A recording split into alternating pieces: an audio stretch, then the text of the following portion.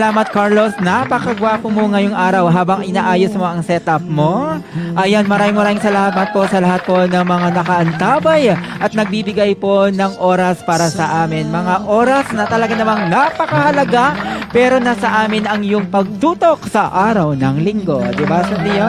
Tama ka dyan, Sir Benz. Ka naman, keep on copying, sharing, or reposting our live, guys.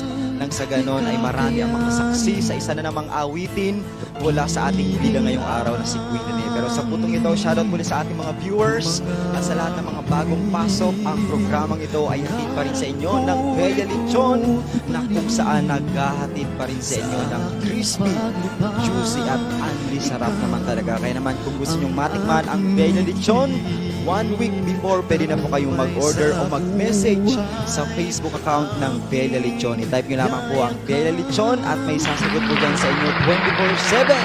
Kaya naman subukan na at tikman ang Bella Lechon dahil sa Bella Lechon, where every bite is a celebration.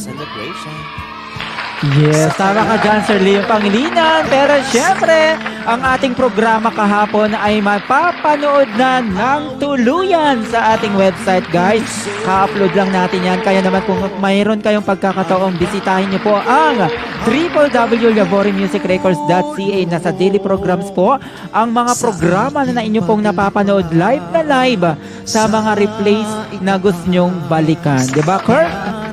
Yes, tamang-tama ka dyan, Sir Benz. And of course, marami pa kayong makikita at matutungayan sa aming webpage at www.laborimusicrecords.ca. Kaya naman, bisitahin nyo na po sa ating 15 million viewers upang masilayan nyo ang kagandahan at kagwapuhan ng mga artist na nasa aming webpage. Ayan, Sir Benz! Yes, maraming salamat. Okay, dahil dyan, maghanda na guys dahil ipaparinig na po namin ang paunang mga awitin mula sa tinig ng ating co-founder Liam Pangilinan, Kurt Galindez, Benji, Queen Rene, and Carlos sa mga oras na to. Sir Liam?